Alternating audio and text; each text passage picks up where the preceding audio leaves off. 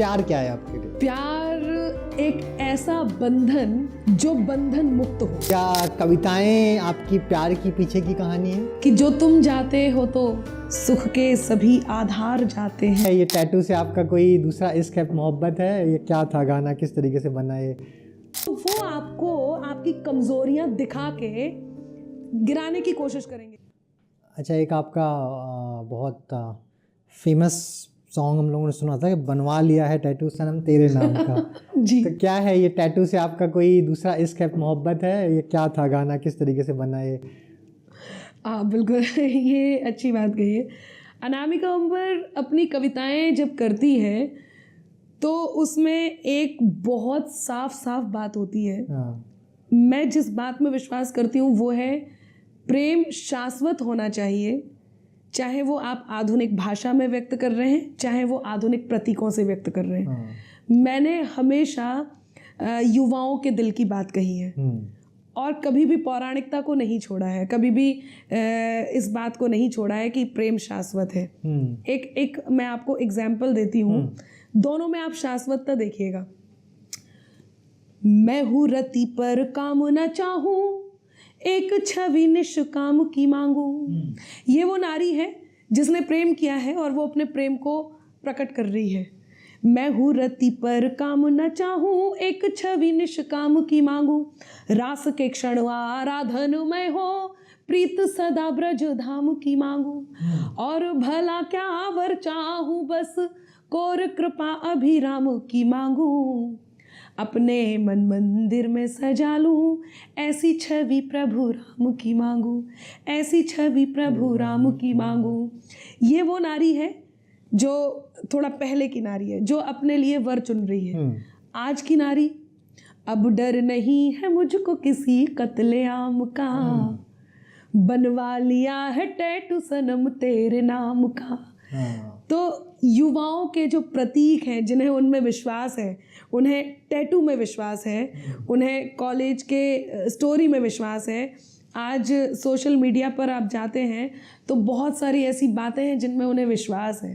पहले चांद से बात करते थे, आज लोग पंक्तियों के माध्यम से, आधुनिक प्रतीकों के माध्यम से अपने प्रेम को प्रदर्शित कर रहे हैं। तो मैंने जहाँ पुरानी बातों को रखा है, वहाँ पे मैंने युवाओं के दिल की बात को भी सुना है। मैंने अपनी कविताओं में बहुत सारे नए शब्दों का प्रयोग किया है, आधुनिक भाषा का प्रयोग किया है। जो नहीं बदला है वो है शाश्वत प्रेम। तो यही कारण है। और हाँ, मैंने टैटू बनवाए भी हैं। तो अरे वाह, हाँ, जी। प्यार क्या है आपके लिए?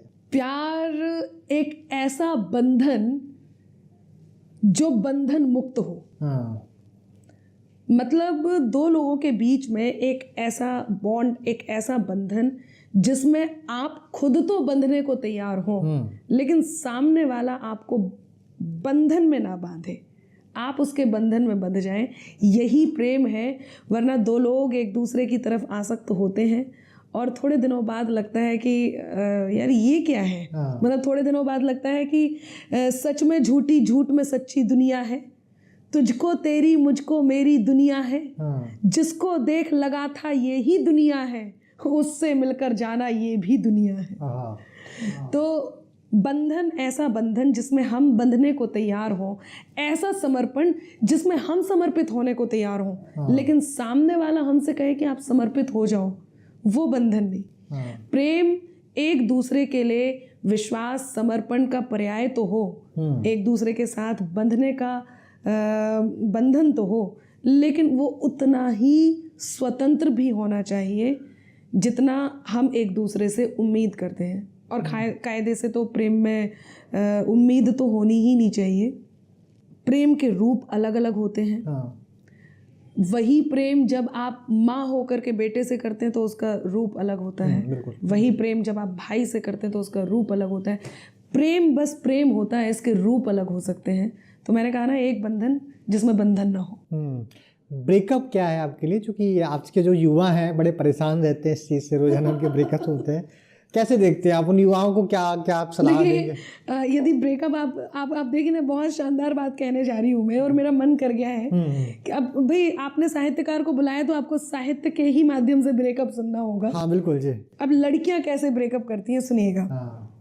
सामने वाला यदि उनको नहीं ध्यान दे रहा है तो वो क्या कहती हैं कि दिल के एहसास को लॉक कर दूंगी मैं, दर कोई दूसरा नॉक कर दूंगी मैं, तुम अगर हो बिजी तो मैं भी कुछ कम नहीं, आज नंबर तेरा ब्लॉक कर दूंगी मैं। तो ये तो है नारी की तरफ से, लेकिन लड़के कई बार थोड़े से गंभीर हो जाते हैं। तो इनका ब्रेकअप देखिएगा ज़रा, थोड़ा सा लाइट मोड में आती हूँ कि यकीनन दिल का हर एक दर्द राइटिंग में बदल जाता, प्यार की रीच बढ़ती सोर्स लाइकिंग में बदल जाता, न होता एंड स्टोरी का घंटों वेट करके भी, तुम्हारा ऑनलाइन ही जो टाइपिंग में बदल जाता। तो कहने का मतलब ये है कि आजकल ब्रेकअप इस बात पे भी हो जाता है कि तुम ऑनलाइन थी और मैं टाइपिंग का इंतज़ार करता रहा और ब्रेकअप हो गया। लेकिन अंकुर जी, सबसे बड़ी बात ये है कि जहाँ प्रेम होता है वहाँ ब्रेकअप हो ही नहीं सकता। हाँ, जहाँ आप मिले हैं वहाँ से अलग हो सकते हैं, क्योंकि आप देख लीजिए हिंदुस्तान में हिंदी में तलाक जैसे शब्द का कोई भी शब्द नहीं है। आप ढूंढ लीजिए, आप पूरा शब्दावली चेक कर लीजिए, आपको कहीं भी नहीं मिलेगा। आपको विवाह का तो मिलेगा, विवाह के पर्यायवाची मिलेंगे, आपको तलाक हिंदी में आप नहीं बता सकते कि तलाक क्या है। नहीं है ही नहीं। तो ये रिश्ता, यदि प्रेम का रिश्ता मैं सोच रहा था नहीं मिलेगा, आप ढूंढ लीजिए। क्यों? अच्छा, कुछ हमने एक इंस्टाग्राम में पोस्ट डाला था कि आपके कुछ प्रश्न जो लोग दर्शक हैं वो पूछ सकते हैं, जो कि ये हमने जो पोस्ट किया था वो फेब में किया था, तो फरवरी प्यार का महीना होता है। तो लोगों की एक डिमांड थी कि कुछ आप वैलेंटाइंस डे के अराउंड या आप बोल सकते हैं कि प्यार की इर्द गिर्द कोई कविता जो आपकी पसंदीदा हो वो उनको सुना पाएँ। दूसरा एक बहुत जेनरिक प्रश्न था कि आपको टिकट मिल रहा है इस बार? जी, इस बारे में मुझे भी नहीं पता। तो यदि मैं इस समय इंस्टाग्राम पे होती और इनके जगह होती तो मैं भी यही प्रश्न लिख रही होती, क्या मुझे टिकट मिल रहा है? तो ये तो नहीं पता। हाँ, लेकिन प्यार को ज़रूर मैं कहना चाहूँगी। मेरे लिए प्रेम क्या है वो कहती हूँ। और मुझे लगता है इस प्रेम में, ये मैंने सिर्फ प्रेयसी से प्रियवर के लिए नहीं कहा है, आप आपस में कुछ भी हैं, पति पत्नी हैं, भाई बहन हैं, प्रेयसी प्रियवर हैं, आप माता पिता हैं, पिता पुत्री हैं, पिता पुत्र हैं, माता पुत्री हैं, माता पुत्र हैं, दोस्त हैं, आप गुरु शिष्य हैं, ईश्वर भक्त हैं, या कोई दो ऐसे अनजाने हैं जो एक दूसरे की ओर प्रेम के साथ जुड़े हुए हैं एक दूसरे के साथ। उसके लिए है कि बहुत सीधा सा फंडा है, जो कानों तक नहीं पहुँचे वही अल्फाज मत होना, जिसे दिल जान ना पाए कभी वो राज मत होना। है मुमकिन गलतियों से गलतियों का भी तो हो जाना, है मुमकिन गलतियों से गलतियों का भी तो हो जाना। मुझे तुम कुछ भी कह लेना, मुझे तुम कुछ भी कह लेना, मगर नाराज मत होना।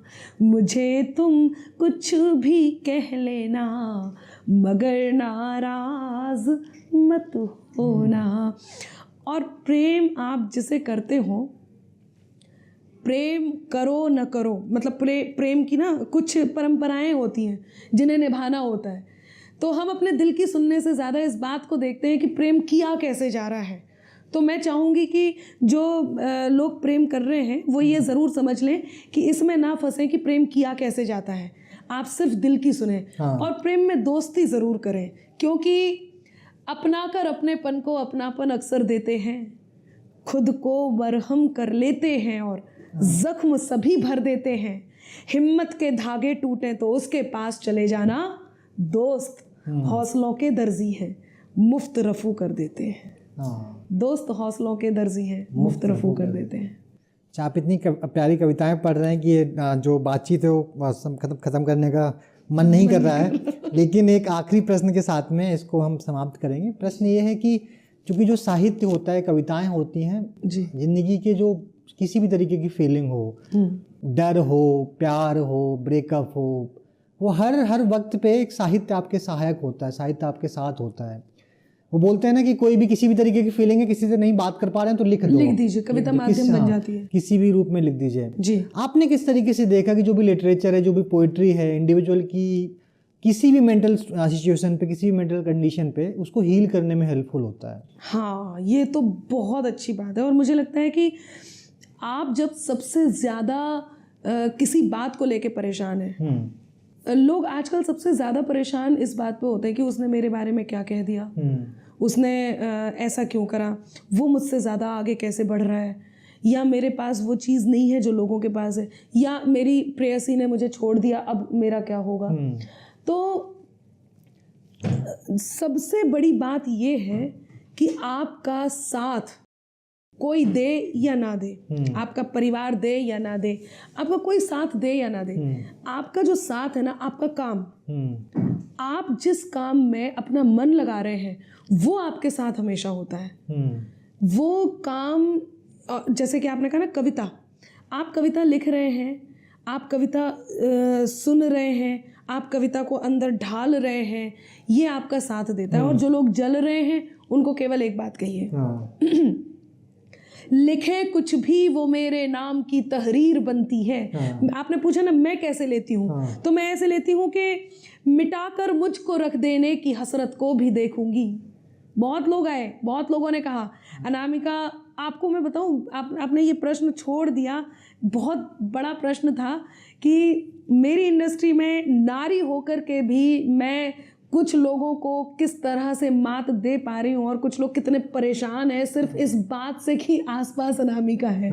और ये बात होती है, ये सब के आप थोड़ा सा आगे बढ़िए कविशाला में, कविशाला के थ्रू आप सबसे फ्रंट के उस पे आ जाइए, लोगों तक सबसे बड़ी रीच यदि आपकी हो जाए, तो और जो लोग हैं वो आपको किस तरह से देखेंगे, वो आपको परेशान करने की कैसे कोशिश करेंगे, ये बहुत बड़ी बात है। और करेंगे, सबसे पहले वो आपको ये बताएंगे कि आप कुछ नहीं है। राइट। दूसरा आपको ये बताएंगे भाई थोड़ा सा आपको ना अभी ये सब करने की ज़रूरत है। अभी ना ये जो आप चला रहे हो ना, आपके तखल्लुस थोड़े सही नहीं है, आपके जो आप साहित्य लेके चल रहे हो तो कम से कम साहित्य के बारे में जानो तो सही। तो वो आपको आपकी कमज़ोरियाँ दिखा के गिराने की कोशिश करेंगे। लोगों से मैं कहूँगी बिल्कुल उनकी बातों में मत आइए, क्योंकि आपकी कमजोरी केवल और केवल वो दिखाएगा जो आपका अपना है। तो मिटाकर मुझको रख देने की हसरत को भी देखूंगी, खुदा खुद को जो समझे उनकी ताकत को भी देखूंगी, मुकद्दर को मेरे तय करने वालों आज ये सुन लो, मोहब्बत को भी देखूंगी, मैं नफरत को भी देखूंगी। और जो जल रहे हैं आप भी मेरे साथ जलाइए कि लिखे कुछ भी वो मेरे नाम की तहरीर बनती है, कि उनकी बददुआओं से मेरी तकदीर बनती है।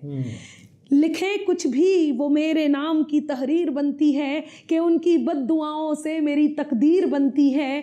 यहाँ पर कुछ बशर जलते हैं मेरे काम से ऐसे, यहाँ पर कुछ बशर जलते हैं मेरे नाम से ऐसे, धुआं दिल से जो निकले तो मेरी तस्वीर बनती है।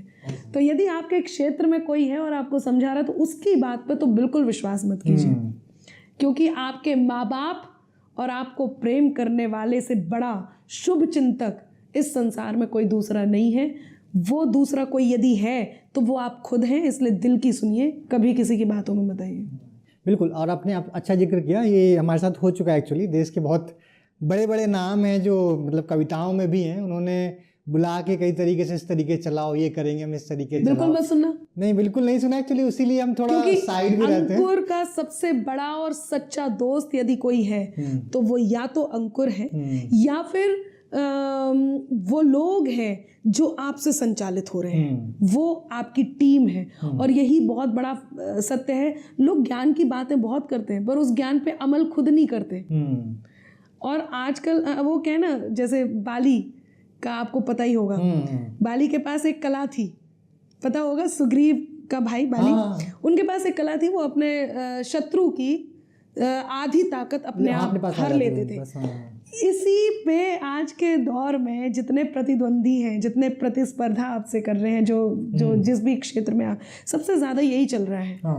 लोग आपको सबसे पहले वो कमियां गिनवाएंगे जिससे आपके आत्मविश्वास में कहीं कमी आ जाए। तो मेरा मानना ये है कि आप अपने आत्मविश्वास को हिलने मत दीजिए। वही बात है ना, ज़्यादा तो नहीं तुमसे, मगर कम भी नहीं तुमसे।